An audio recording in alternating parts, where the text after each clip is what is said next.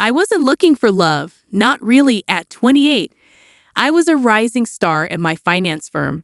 Spreadsheets were my love language, and my cubicle felt more like home than any bar or dating app ever could.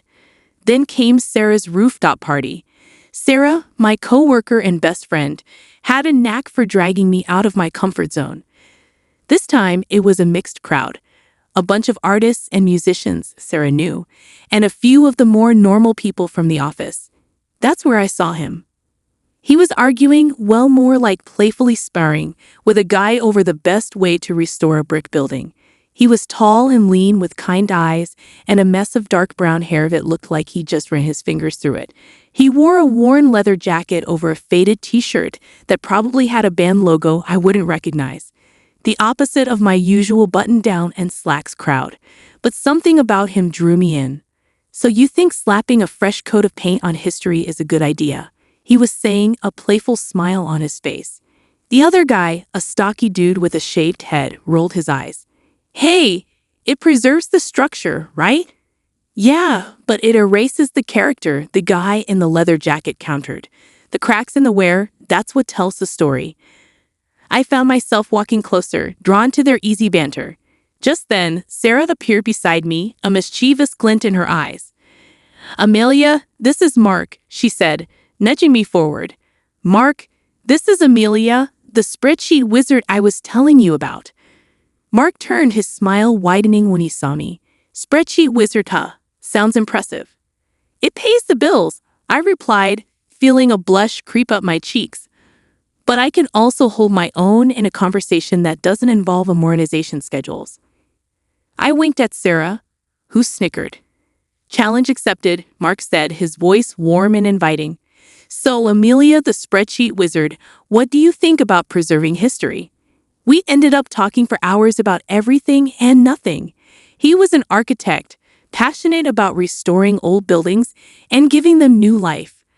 I told him about my crazy hours at the firm and the satisfaction of closing a big deal. There were no awkward silences, just a comfortable flow of conversation that felt effortless. As the night wound down, we found ourselves standing by the railing overlooking the city skyline. The air was cool and goosebumps prickled my arms.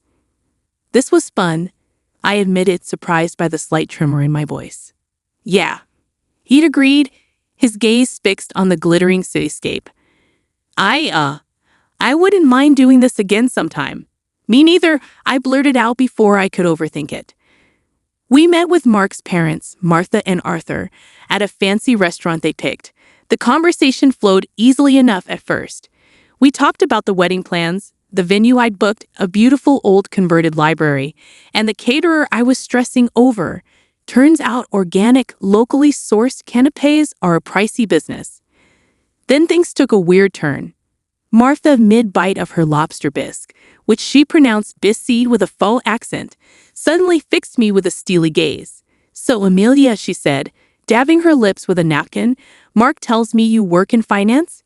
Yes, I'm a financial analyst at a large firm downtown, I replied, unsure where this was going. Analyst, huh? Sounds important. Arthur chimed in, his voice booming across the table. You must do well for yourself. Mark, who had been mostly quiet up until this point, cleared his throat. Dad! Come on, that's not what we're talking about. Just making conversation, son, Arthur said, waving his hand dismissively. He turned back to me. So, Amelia, you mentioned a firm, big name, I presume. I told him the name of the firm, a global player in the financial world. A satisfied smile spread across Martha's face. Excellent, she declared. And you say you do well for yourself? Investments, stocks, that kind of thing? Yes, I manage a portfolio. I replied, feeling increasingly uncomfortable. This felt more like an interrogation than a meeting with my future in-laws. A portfolio, huh? Martha leaned forward, her eyes gleaming.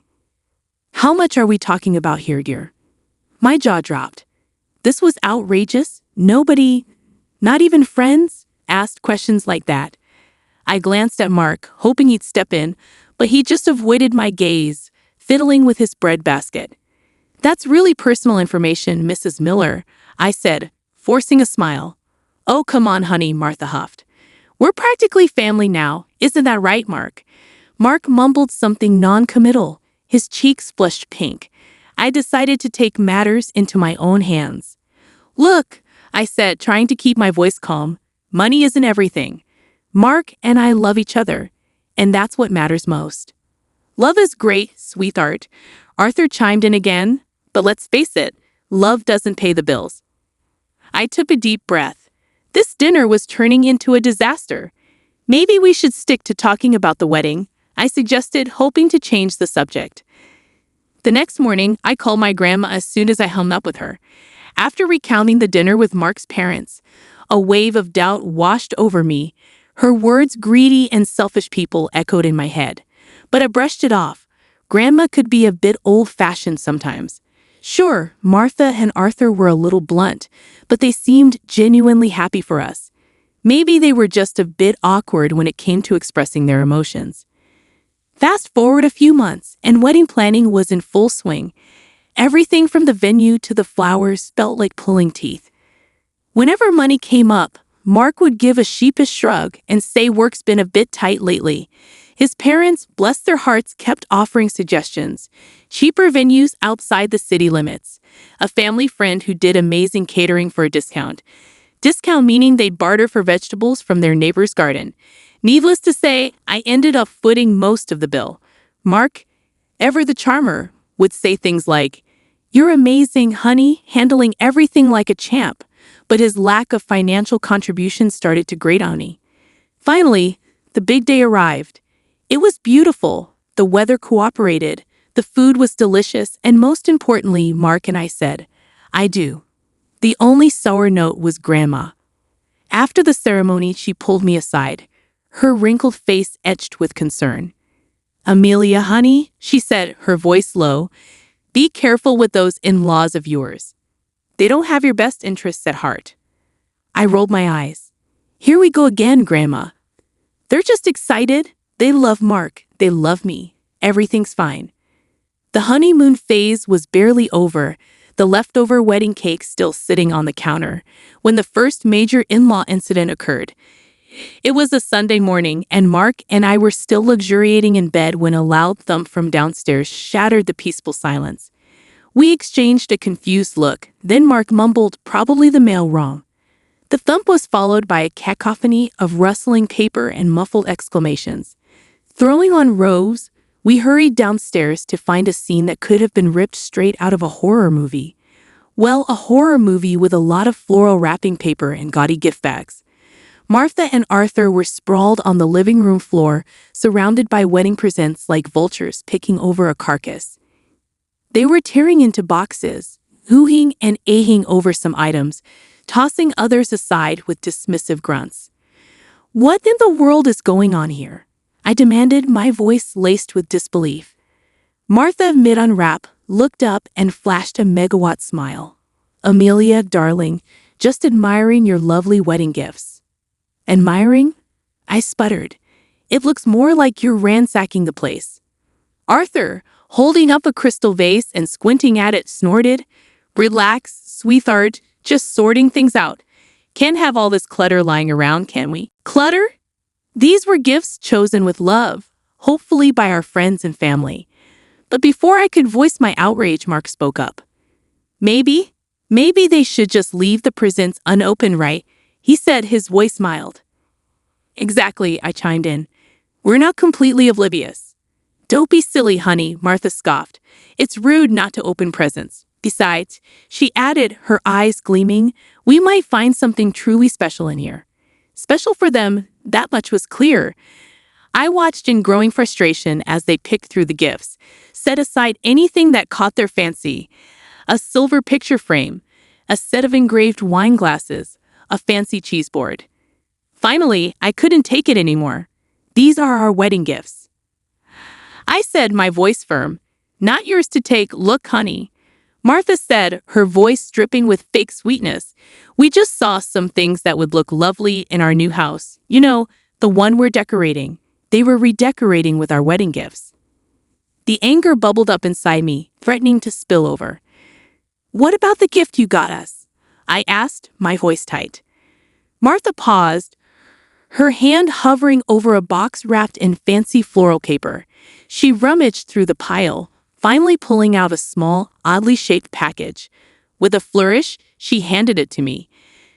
I unwrapped it slowly, my heart sinking with each layer of tissue paper. Inside was a cheap glass statuette, the kind you'd find at a discount store adorned with garish plastic flowers. My stomach churned. This was their idea of a wedding gift. Maybe Grandma was right. Maybe I'd married into a nightmare. The wedding gift incident was just the tip of the iceberg. Martha's shopping sprees became a regular occurrence. She'd call all chipper and ask me to join her for a girls' day out, which actually meant me being her unpaid personal shopper. We browsed stores, and inevitably, Martha would find something absolutely must-have. Then at checkout, she'd do this weird shuffle with her purchases and mine, muttering about forgetting her wallet and such. A hassle with separate bags, of course. By the time the cashier figured it all out, I'd be stuck paying for both our stuff. Arthur wasn't much better. Weekends were his prime visiting time. He'd waltz in unannounced, plop himself down on the couch, and proceed to spend the entire day glued to the TV, inhaling whatever snacks I had on hand. When I finally built up the courage to ask him why he spent so much time at our place, he looked at me with a straight face and said, "Saves money on groceries and electricity, doesn't it?" The audacity of the man. Did he think we were running a charity? Mark, ever the peacekeeper, just rolled his eyes and muttered something about Dad needing some company.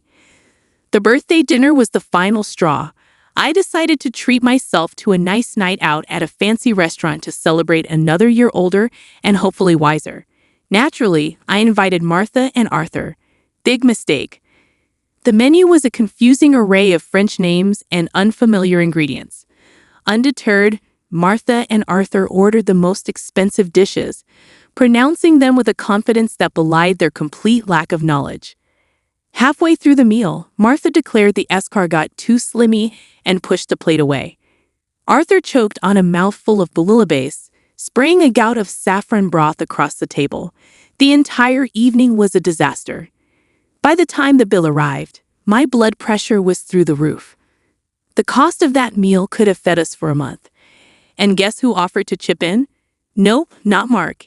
He just sat there oblivious, while I choked out a strained thank you to the waiter and reached for my credit card. Back home, fuming and frustrated, I finally confronted Mark. "How can you just let your parents walk all over you like that?" I demanded. "Come on, babe," he said dismissively.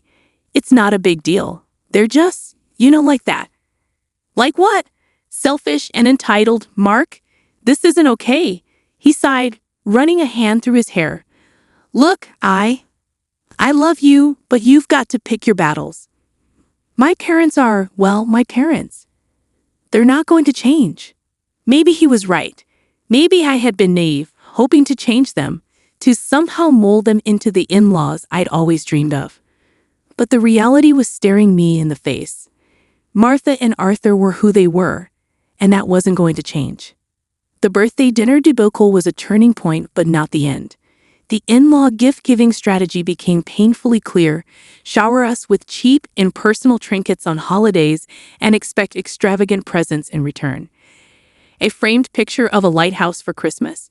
Try a top-of-the-line espresso machine for Mother's Day, according to Martha's order. Any hint at the unbalanced value of gifts resulted in a lecture about family and not keeping score. My grandma, bless her soul, wouldn't dream of asking for anything. Every time I'd inquire about a holiday gift, she'd brush it off with a honey. It seemed like everything I needed was just a visit away. That was all that mattered. Meanwhile, Martha and Arthur treated gift-giving like a competitive sport. They'd show up unannounced, a triumphant glint in their eyes, brandishing their latest treasures: a chipped ceramic fruit bowl for Christmas, a set of mismatched oven mitts decorated with faded cartoon cats for Valentine's Day. Each offering felt like a slap in the face. The final insult came on Thanksgiving. This year, I'd opted for a quiet night in, just Mark and me, maybe order some takeout and watch a movie. But of course, Martha and Arthur had other plans. They barged in laden with shopping bags, their faces plastered with self-satisfied grins. "Happy Thanksgiving, sweetie," Martha trilled, thrusting a brightly wrapped package at me. I unwrapped it with a sinking feeling. Inside was a gaudy scarf, the kind you might find at a gas station gift shop. The flowers were fake plastic, and the fabric felt like sandpaper against my skin. "It's perfect, isn't it?" Martha beamed. "Matches your new coat perfectly." I forced a smile. The coat in question was a vintage find I'd scored at a thrift store. The scarf, well, it clashed spectacularly. "Thanks, Martha," I mumbled, trying to hide my disappointment. Arthur, meanwhile, was holding up a small box. "And for you, son," he declared, "a little something to help you unwind after a long day at work." Mark's eyes lit up. He eagerly tore into the box, revealing a pack of cheap drugstore cigars. "Thanks, Dad," he said, a genuine smile spreading across his face. That was it, the final straw. Here I was staring at a birthday gift that insulted my taste, and a husband who seemed more excited about a pack of drugstore cigars than his wife's well-being. The anger simmered inside me, threatening to boil over. But instead of exploding, I did something completely unexpected. I took a deep breath, forced a smile, and thanked them for the lovely gifts. A glimmer of hope arrived in the form of my work performance. I landed a coveted quarterly award, a hefty bonus that practically screamed, "Celebrate." Venice, with its romantic canals and rich history, had always been a dream destination. Knowing I spoke fluent Italian sealed the deal. This trip, I decided, would be a chance to reconnect with Mark, to escape the suffocating grip of his parents for a while. Except news travels fast, especially bad news to eager ears. Martha and Arthur, upon learning of our travel plans, descended like hungry vultures. "Venice, huh?" Martha said, her eyes gleaming with a disturbing avarice. "Sounds delightful. Always wanted to see those gondolas up close." "Actually," I said, trying to be polite, "this trip is just for Mark and me, a little romantic getaway." Arthur scoffed. "Come on, Amelia, don't be selfish. We've never been to Europe, let alone Venice. Think of the pictures." This wasn't about a photo op with gondolas. It was about escaping their smothering presence. "I'm sorry," I said, my voice firm, "but this is a trip for two." My polite refusal triggered a meltdown of epic proportions. They called me selfish, greedy, accused me of trying to alienate Mark from his family. The worst part? Mark, ever the peacekeeper, didn't stand up for me. Instead, he mumbled something about maybe they could come along and it wouldn't be that bad. That's when I knew this wasn't just about a trip anymore. This was about boundaries, about respect, about whether our marriage could survive his parents' constant intrusion.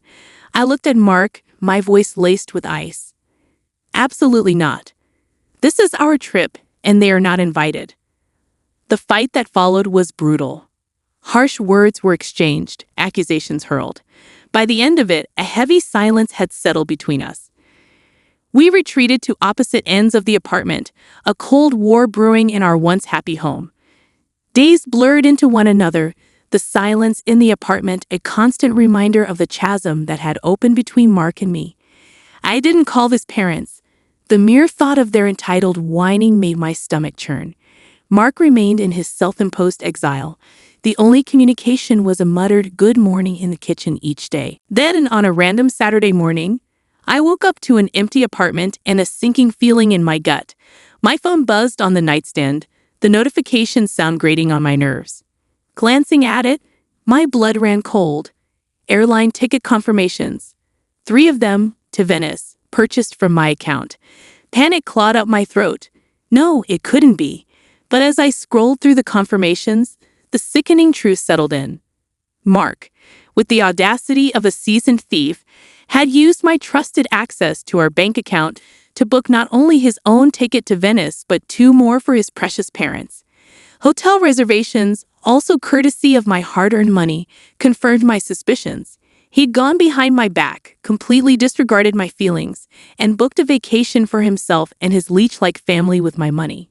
The anger, hot and furious, burned away the remnants of any affection I might have had left for him. My fingers flew across the screen, canceling the return flights and hotel rooms.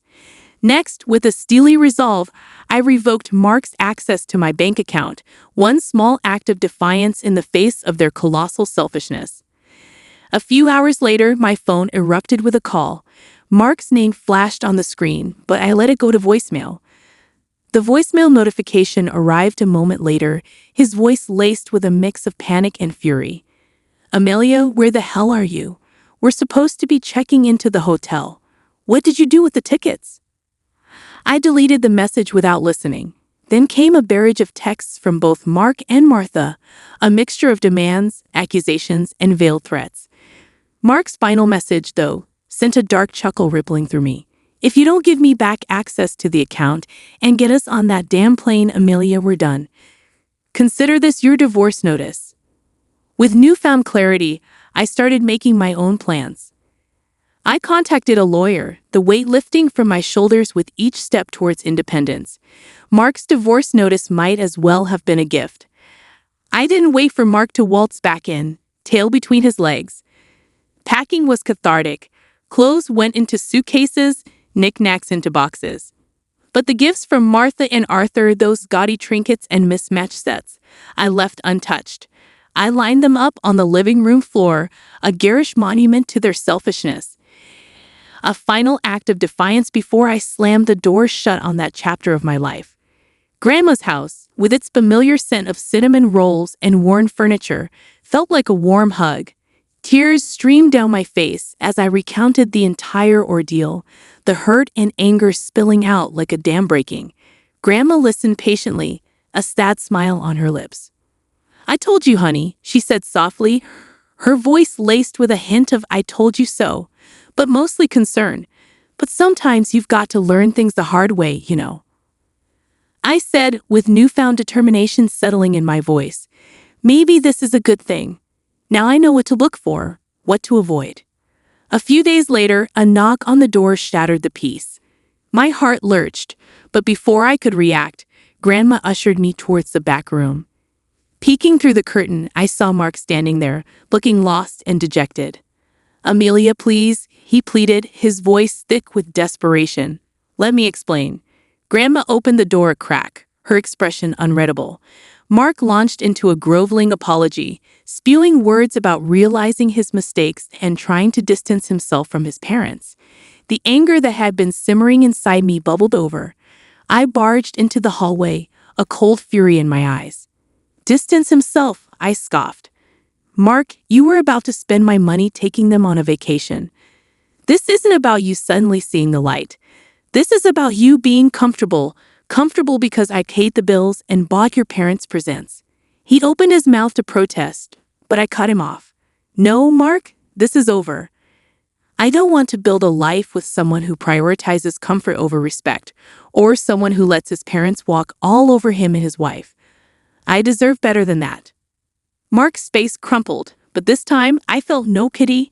The door shut with a finality that echoed in the silence that followed. Maybe Grandma was right. Maybe this wasn't the end. Maybe it was the beginning of something new, something better. A life free of entitled in-laws. A life filled with respect. And maybe someday with love that wasn't selfish or convenient.